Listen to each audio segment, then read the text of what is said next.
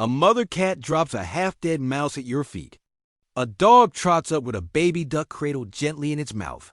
Somewhere in Kenya, an elephant matriarch turns her newborn calf toward a stranger, almost like she's asking for approval.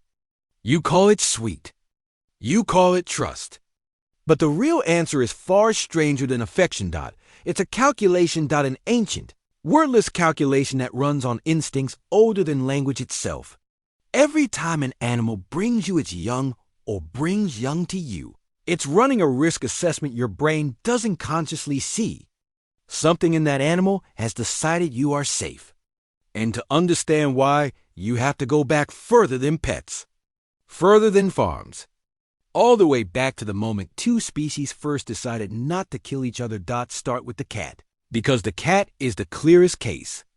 A mother cat teaching her kittens to hunt brings back injured prey, half alive, twitching. She sets it down and lets the kittens practice the kill. It's not cruelty. It's curriculum. And here's the part that should make you sit up. When a domestic cat brings you a dead bird or a live mouse, it is running that exact same program. Not because it thinks you're helpless. Because somewhere in its social wiring, you have been slotted into the same category as her kittens. You are, biologically speaking, a large and somewhat incompetent member of her family. Feline behaviorist John Bradshaw, who has spent decades studying the evolution of the domestic cat, has argued that cats never fully updated their social software when they moved in with humans. They just extended the same maternal, provisioning behavior that evolved for kittens and applied it to you. You get treated like an underdeveloped cat. Now take the dog, and something different is happening. A dog carrying a fawn or a baby bird gently, without harming it, isn't improvising. It's expressing a genetic instruction written into it by thousands of years of selective breeding. Retrievers were built quite literally to carry soft-mouthed and undamaged. Herding breeds were built to gather, not harm. When a dog brings you something small and living, it isn't overriding its instinct to hunt. It's following a completely different instinct. One humans installed on purpose, generation after generation. Because a dog that could carry something delicate without, crushing it was worth keeping alive and worth breeding again. This is where it gets interesting. Because the deeper question isn't why animals do this. It's why we react to it the way we do. Every single time you see a baby animal, something happens in your brain before you've even decided to feel anything. Big eyes, round face, small body, oversized head.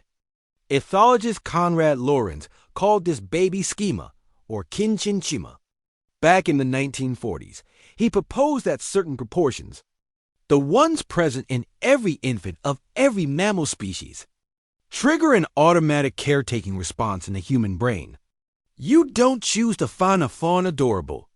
Your nervous system decides that for you instantly, the same way it decided your own infant was worth protecting with your life. Which means when an animal brings its baby near you, it isn't just testing your intentions.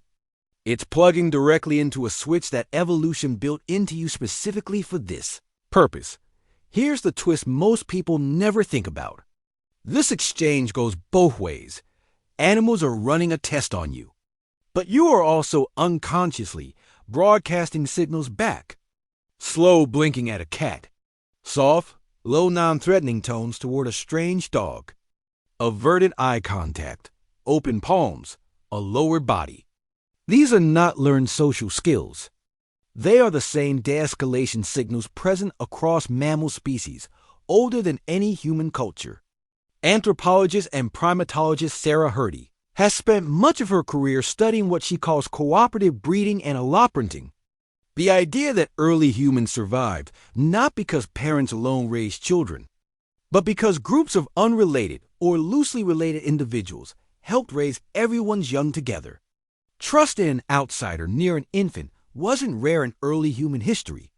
It was required for survival, which means the instinct an animal is using when it brings a baby to you is not a strange, misplaced glitch. It's the same social infrastructure your own species was built on. Now push this further back to before dogs were dogs. Somewhere between 15,000 and 40,000 years ago, a wolf approached a human campfire. Not tame, not trained, just calculating. The wolves that could tolerate proximity to humans, that show lower stress responses, that could read a human's body language and respond appropriately, survived near the food scraps at the edge of camp. The aggressive ones didn't. Evolutionary anthropologist Brian Hare has spent years researching what he calls the survival of the friendliest, the theory that domestication in both dogs and, arguably, in humans themselves, rewarded social tolerance over raw aggression.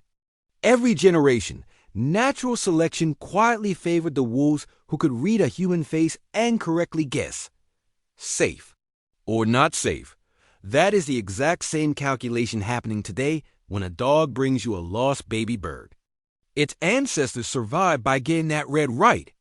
It is, in a very real sense, still taking that same test thousands of generations later, just with lower stakes. So when an elephant nudges her calf toward you, when a cat sets a half-alive gift at your feet, when a dog appears at your door holding something too small and too fragile to have carried there by accident, you are witnessing something much older than a cute video. You're witnessing the tail end of a filtering process that has run for tens of thousands of years, testing which humans and which animals could be trusted near the most valuable thing either species has, its young. You didn't earn this trust today. Somewhere back through generations of your ancestors, calmer, gentler, more socially readable humans were the ones animals chose to live near. And somewhere back through generations of that animal's ancestors, the same test was happening in reverse. It isn't affection in the way you think of affection. It's older than that word.